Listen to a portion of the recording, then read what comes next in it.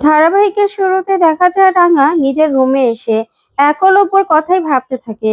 তারপরে একলব্যর জুতা আর ঘড়ি নিয়ে কান্নায় ভেঙে পড়ে রাঙা। তারপরে কাঁদতে থাকে আর বলে, উড়ান বাবু, তুই কোথায় চলে গেলি? তারপরে একলব্য ছবির দিকে চোখ পড়ে রাঙার। তখন ছবিটা নিয়ে কাঁদতে থাকে রাঙা। ওইদিকে নবারণ হসপিটালে কান্না করছে। তখন দেখা যাবে পাঞ্চেরি নার্সের সঙ্গে কথা বলছে। আর অঙ্কুর তখন ডক্টরের সঙ্গে কথা বলে পাঞ্চেরির কাছে আসে। তখন পাঞ্চেরি বলে, অঙ্কুর, কি হবে বলো তো? তখন অঙ্কুর বলে, বুঝতে পেরেছো, মায়ের এখন অপারেশন দরকার, 5 লক্ষ টাকা লাগবে, না হলে মাকে বাঁচানো যাবে না। তখন তো পাঞ্চেরি অঙ্কুরকে ধরে কাঁদতে থাকে আর বলে, আমার ভাই কোথায় চলে গেল, কি হয়ে গেল বলো তো? তখন অঙ্কুর বলে, কেঁদো না পাঞ্চেরি, কেঁদো না, মন শক্ত করো, না হলে কি করে বাবাকে সামলাবো আমরা। ওইদিকে নবারণ বসে আছে। তখনই অঙ্কুর আর পাঞ্চেরি নবারণের কাছে আসে। তখন নবারণকে জড়িয়ে ধরে পাঞ্চেরি। তারপরে অঙ্কুর বলে, বাবা, মায়ের খুব ক্রিটিক্যাল অবস্থা। তখন নবারণ কাঁদে আর বলে, এখন প্রমিতার কি অবস্থা? আর রাঙাটাই বা ওইদিকে কি করছে কে জানে, কি থেকে কি হয়ে গেল, কিছুই বুঝতে পারছি না। তখন এই বলেই পাঞ্চেরি আর নবারণ দুজন কাঁদে। তখন অঙ্কুর বলে, বাবা, মনটা শক্ত করতে হবে, মায়ের অপারেশন করতে হবে, তার জন্য 5 লক্ষ টাকা লাগবে, না হলে মাকে বাঁচানো যাবে না। তখন তো নবারণ কাঁদতে থাকে আর বলে, এটা কি হয়ে গেল প্রমিতা, কি হয়ে গেল? যত টাকা লাগুক, দরকার হলে বাড়ি ঘর সবকিছু আমি বিক্রি করে দেব, তারপরেও প্রমিতাকে আমাকে বাঁচাতে হবে, বাঁচাতে হবে আমাকে প্রমিতাকে। এই বলে নবারণ হসপিটাল থেকে অঙ্কুরকে বলে, তুমি এদিকে খেয়াল রেখো, আমি টাকা নিয়ে আসছি, আমি টাকার যে করে হোক জোগাড় করে নিয়ে আসবো। এই বলে নবারণ বেরিয়ে গেলে ওইদিকে অঙ্কুর পাঞ্চেরিকে বলে, পাঞ্চেরি, তুমি বাবার সঙ্গে যাও, না হলে বাবার মাথা ঠিক নেই, তুমি যাও, কি থেকে কি করবে কে জানে। তখন পাঞ্চেরি বলে, সবকিছু আহিরি শেষ করে দিল। তখন বিন্দা বলে, আচ্ছা পাঞ্চেরি, আহিরির কথা কি করে বলছো? আহিরি যে কাজগুলো করেছে তোমরা কি জানো? আর তাছাড়া রাঙা এই পর্যন্ত কত শত্রু বানিয়ে নিয়েছিল, সেখান থেকে হয়তোবা কেউ না কেউ এই কাজটা করেছে, রাঙাকে মারতে চেয়েছিল, সেখানে একলব্যকে মেরে ফেলেছে। তখনই পাঞ্চেরি প্রচন্ড ভাবে রেগে যায় আর বলে, কেন বড় বৌদি, তুমি জানো না যে আহিরি আহিরি এই কাজটা করেছে? আহিরি নিশ্চয়ই ধরাও পড়েনি, রাঙা তো ওকে ধরেও ফেলেছিল।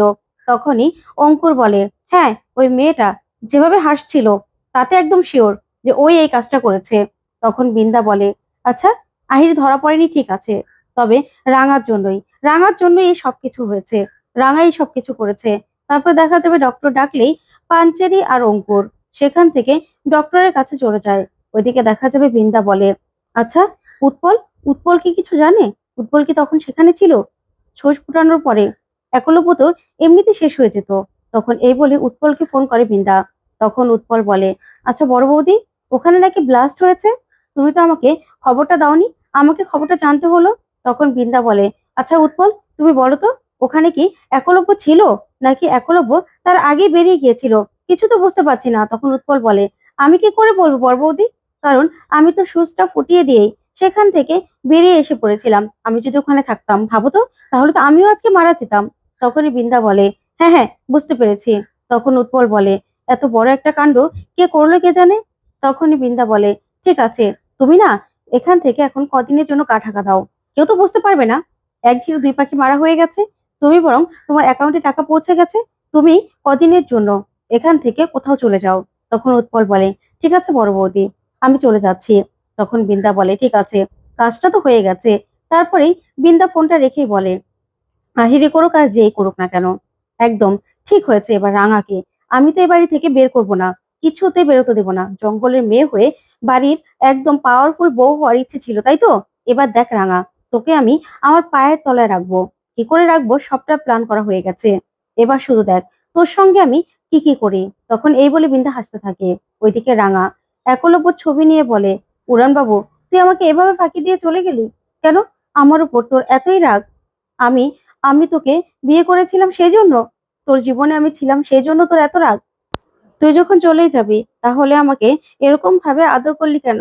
কেন আদর করলি বল? তুই আমার উপর খুব রেগে আছিস না? তুই তো বলেছিলি আমাকে ন্যাশনালটা জিততে, আমি তো ন্যাশনালটা জিতেছি, তারপরেও তুই আমার উপর এত অভিমান করে এখান থেকে চলে গেলি উড়ান বাবু। ওইদিকে পাঞ্চেরি সবটা শুনে কাঁদতে থাকে। তখন রাঙা চিৎকার করে কাঁদে।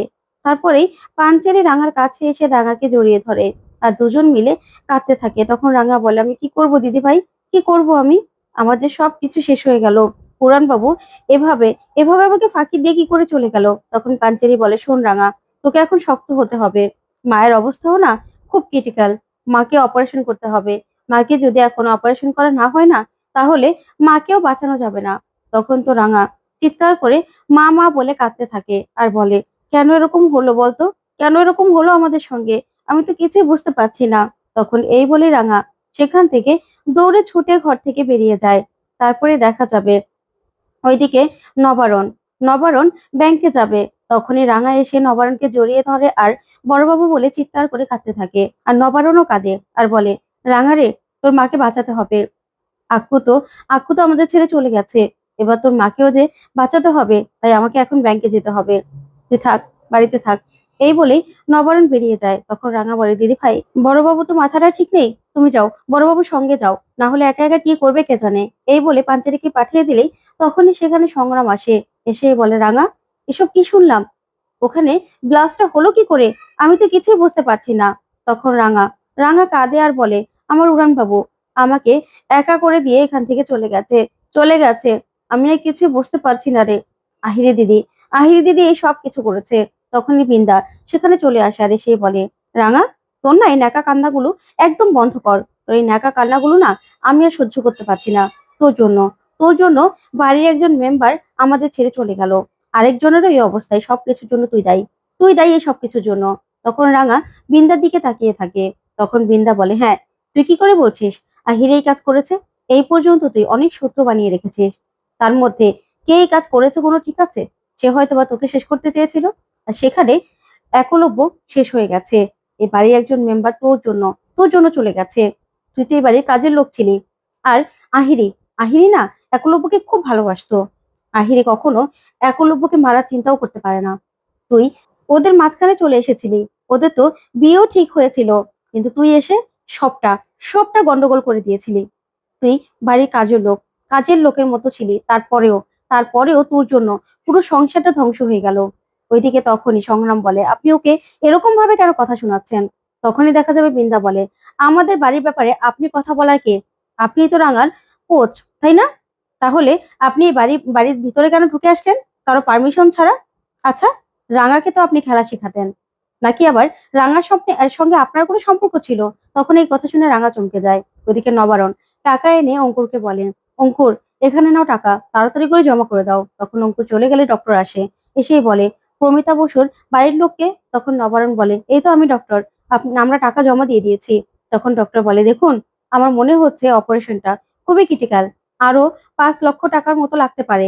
আপনারা প্লিজ সেটা জোগাড় করে রাখবেন। আপনারা যদি বলেন যে হ্যাঁ, আরো 5 লক্ষ টাকা লাগবে, সেটা আপনারা দিতে পারবেন, তাহলে আমরা অপারেশনটা করাতে পারবো। তখন নবারণ বলে, ডাক্তার, যত টাকা লাগুক, আপনি আপনি প্রমিতাকে সুস্থ করে দিন। ওর অপারেশন শুরু করুন আপনি। আমি সব টাকা জোগাড় করে নিয়ে আসবো ডক্টর। আপনি চিন্তা করবেন না। আপনি শুধু অপারেশন করুন। তখন ডক্টর বলে, ঠিক আছে, আপনারা চিন্তা করবেন না। এই বলে ডক্টর ভিতরে চলে গেলেই তখন নবারণ আর পাঞ্চেরি কাঁদে আর বলে, কি থেকে কি হয়ে গেল? কিছু তো বুঝতে পারছি না। আক্কু আমাদের ছেড়ে চলে গেল। এদিকে প্রমিতার এই অবস্থা, কি করব আমরা? তখন অঙ্কুর বলে, বাবা, টাকা জমা দিয়ে দিয়েছি। তখনই পাঞ্চেরি বলে, অঙ্কুর, আরো নাকি 5 লক্ষ টাকা লাগবে। মোট 10 লক্ষ টাকা লাগবে মার অপারেশন করতে। 5 লাখ টাকা হবে না। তখন অঙ্কুর এই কথা শুনে পাঞ্চেরির দিকে তাকিয়ে থাকে। ওইদিকে দেখা যাবে সংগ্রাম বিন্দার কথা শুনে চমকে যায়। তখন বিন্দা বলে, হ্যাঁ তাই তো, না হলে আপনি কেন রাঙার পাশে এভাবে ঢাল হয়ে দাঁড়িয়ে আছেন? আমি তো সেটাই বুঝতে পারছি না। নাকি আপনাদের দুজনের মধ্যে কোনো খেলা চলছিল, সেটা আমার দেওর জানে আপনাদের দুজনের মধ্যেকার খবর? তখন তো সংগ্রাম বিন্দাকে কিছুই যেন বলতে পারছে না। তখন বিন্দা বলে, শুনুন, রাঙা না এবারে কাজের লোক ছিল, কাজের লোকই থাকবে। ওকে আমরা কোনোদিনও বউ হিসেবে মেনেও নিইনি, আর মেনে কোনোদিন নেবও না। বুঝতে পেরেছেন? তাই এসব না বাদ দিয়ে দিন। আর রাঙার পাশে এসে এইভাবে দাঁড়াবেন না। আমার দেওয়ার এখন চলে গেছে, রাঙার আমাদের কাছে কোনো মূল্য নেই। ওইদিকে দেখা যাবে রাঙা কাঁদছে বিন্দার কথা শুনে। তখন বিন্দা বলে, শোন রাঙা, তোর এই ন্যাকা কান্নার না আমাদের কাছে কোনো মূল্য নেই। তাই তোর এই ন্যাকা কান্নাগুলো তুই একদম বন্ধ করতো। তুই একদম চুপ কর। তোর জন্য একজন মেম্বার আমরা হারিয়েছি, এখন আরেকজনকেও আমরা হারাতে বসেছি। তখন এই শুনে রাঙা চিৎকার করে কাঁদে। তো বন্ধুরা, কেমন লাগলো আজকের আপডেট? কমেন্ট করে জানাতে ভুলবে না। ধন্যবাদ।